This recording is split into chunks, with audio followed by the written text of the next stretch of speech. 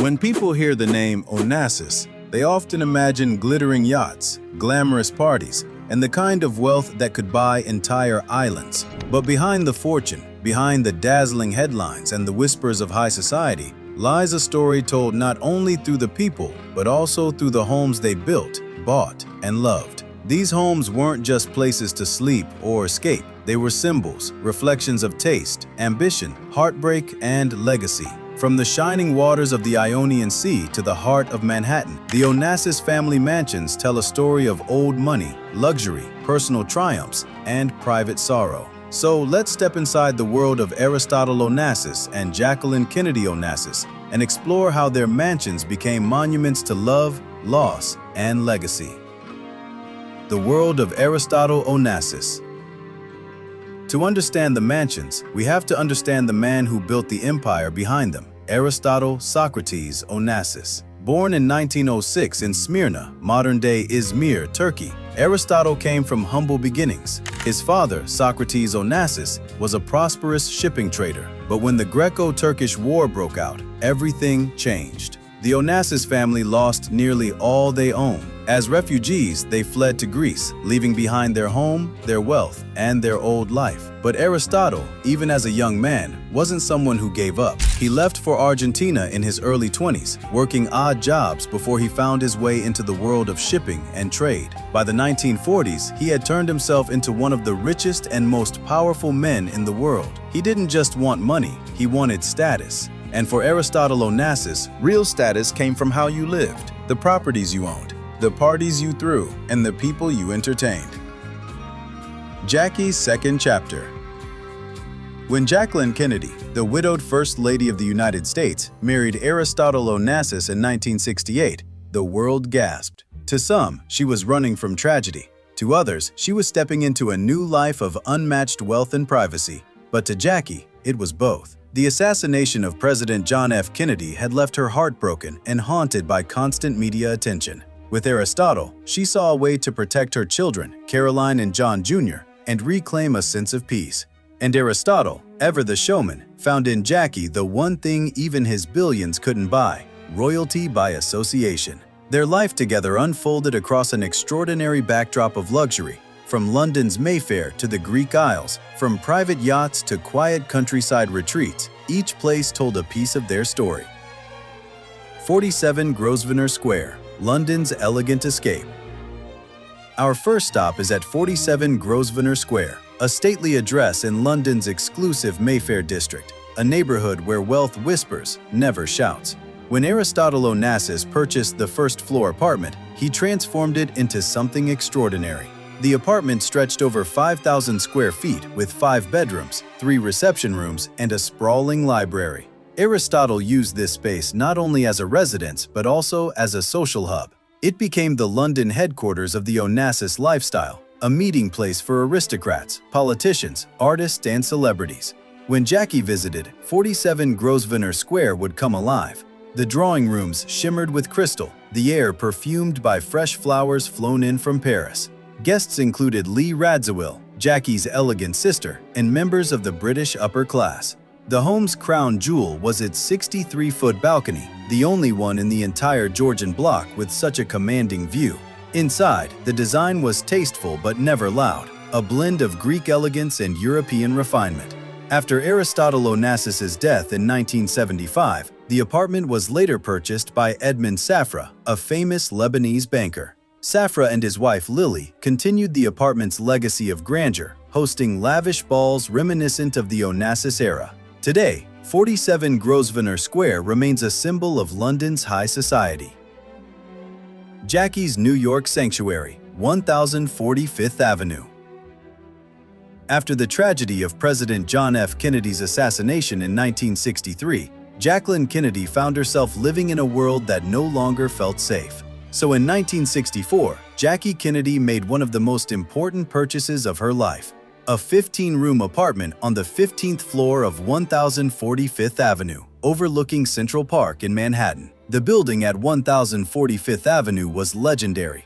Designed by Rosario Candela in 1930, it was one of the finest examples of classic New York architecture. There were only 27 apartments in the entire building, each designed to feel like a mansion floating high above the city. The apartment itself was refined, warm, and deeply personal. Jackie never chased extravagance. She preferred timeless beauty over opulence. Her living room, filled with soft colors and comfortable furniture, radiated calm. There were family photos, books stacked neatly on tables, and delicate artworks. Much of the furniture had followed her from her White House days. When Jackie first moved in, she was still in deep mourning. The apartment offered her a place to grieve privately. Inside, she surrounded herself with books, music, and art. She found solace in words and beauty. In 1968, Jackie married Aristotle Onassis. During their marriage, she spent time in Greece aboard his yacht and on his private island. But no matter where she traveled, 1045th Avenue was her true home. When Aristotle died in 1975, Jackie began a new chapter, Jackie the Editor. She became a book editor at Viking Press and later Doubleday. Colleagues described her as dedicated and meticulous, editing manuscripts late into the night from her apartment. When Jacqueline Kennedy Onassis passed away in 1994, crowds gathered outside the building, leaving flowers and notes. In 1995, the apartment was sold to billionaire David Koch for $9.5 million. But for those who remember Jackie, the building remains more than real estate. It's a symbol of grace under pressure and quiet resilience. Scorpio's Island, the billionaire's private paradise.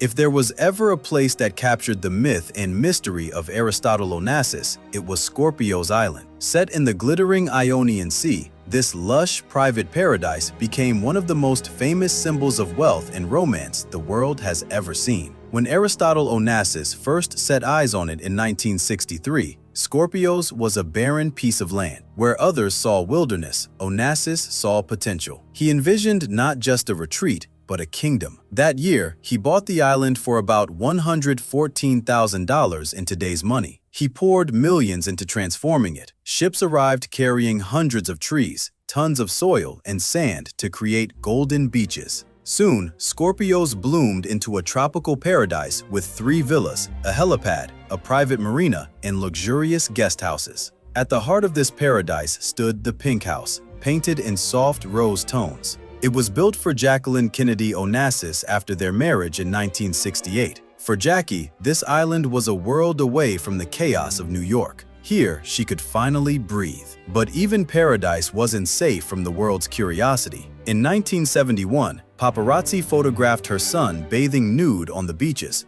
a deeply humiliating invasion of privacy. In October 1968, Scorpios made history when Jackie Kennedy married Aristotle Onassis in a small ceremony on the island. Only about 40 guests were invited. The ceremony took place at the island's tiny Greek Orthodox chapel, decorated with white lilies and candles. In the years that followed, Scorpios became the most exclusive destination in the world. Winston Churchill, Maria Callas, Frank Sinatra, Grace Kelly, and countless European aristocrats all walked its shores. But tragedy struck when Aristotle's beloved son, Alexander, died in a plane crash in 1973. The loss shattered him. When he died in 1975, he was buried on the island next to his son. Later, his daughter Christina would also be laid to rest there. What began as a dream of paradise had become a private cemetery. After Aristotle's death, Scorpios eventually passed to his granddaughter, Athena Onassis Roussel.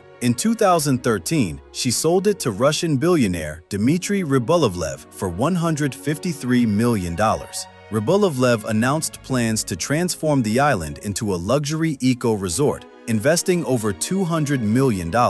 But no matter how much Scorpios changes, the spirit of Aristotle and Jackie Onassis will always linger in the breeze. The chapel where they married still stands, overlooking the same endless sea. The Christina O, the floating mansion. If Scorpios Island was Aristotle Onassis's kingdom, then the Christina O was his crown. It wasn't just a yacht, it was a floating palace, a symbol of triumph built from the ashes of war. During World War II, the ship was known as HMCS Stormont, a Canadian anti-submarine frigate. In 1948, Onassis bought the tired gray ship for only $34,000. To everyone's surprise, he didn't scrap it, he transformed it. Over the next 3 years, Onassis poured $4 million into refitting the frigate. When the ship re-emerged in 1954, it was unrecognizable. Gone were the guns and steel decks. In their place stood marble staircases, hand-woven carpets, and grand salons glowing with chandeliers. Onassis renamed her Christina, after his beloved daughter. The Christina O was no ordinary yacht. At 325 feet long, it could host more than 30 guests in 18 luxurious cabins. What truly made it legendary were the details. A mosaic-tiled pool that could transform into a dance floor, a bar carved from the timbers of a sunken Spanish galleon, and a fireplace of lapis lazuli. In the 1950s and 60s, to be invited aboard was the ultimate honor. Winston Churchill, John F. Kennedy, Marilyn Monroe, Maria Callas, and Frank Sinatra all stepped onto her decks. Before Jackie Kennedy, Aristotle Onassis had a long relationship with opera diva Maria Callas. Their love story unfolded largely on the Christina O. But when Onassis met Jackie Kennedy, the dynamic changed. After Onassis died in 1975, the yacht fell into neglect. But in 1998, Greek shipping magnate John Paul Papanikolaou bought it and began a massive $50 million restoration that took 3 years. Today, the Christina O still sails and is available for private charters. Each time it glides into a harbor, people still stop and stare. It is a living memory of an era when luxury had a soul. The final sanctuaries. By the mid-1970s, Jacqueline Kennedy Onassis longed for something simpler, peace. She found it not in palaces, but in quiet landscapes. In 1974, Jackie purchased a small estate in Peapack Gladstone, New Jersey. The property, once a barn, sat on nearly 10 acres surrounded by fields and woods. Jackie had loved horses since she was a little girl. Locals would sometimes catch glimpses of her trotting quietly along the bridle paths. To them, she was simply Jackie, another neighbor who loved horses. If Peapack Gladstone was Jackie's place of peace, then Redgate Farm on Martha's Vineyard was her dream come true. Purchased in 1979, it sat on 340 acres of pristine coastal land, stretching for a full mile along the Atlantic Ocean. She hired architect Hugh Newell Jacobson to build a new house. By 1981, the transformation was complete. The main house was designed in the Cape Cod style, whitewashed, gabled, and timeless.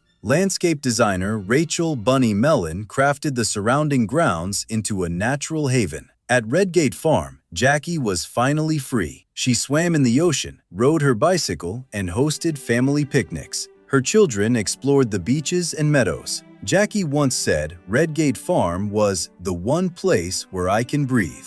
In 2019, Caroline Kennedy put Redgate Farm on the market for $65 million, described as a rare and remarkable piece of American history. The Legacy of Grace. From the White House to the shores of Scorpios, from London salons to quiet meadows, the story of Jacqueline Kennedy Onassis and Aristotle Onassis is one of transformation. Their homes tell this story better than any biography. The London apartment, where elegance met influence. The New York penthouse, a refuge from grief. The Scorpios estate, a dream of freedom. The Christina O, a symbol of triumph. The farms, where Jackie found serenity. In the end, what remains isn't the marble or chandeliers. It's the feeling that behind the headlines was a woman who sought beauty and a man who sought immortality. Aristotle Onassis built monuments to wealth. Jacqueline Kennedy Onassis built sanctuaries for the soul. And though both are gone, their homes still stand, quiet, radiant, and eternal, as witnesses to the idea that true legacy is not measured in fortune, but in the grace with which we live and the peace we leave behind. Thanks for watching. Don't forget to like, share, and subscribe to this channel. See you in the next one.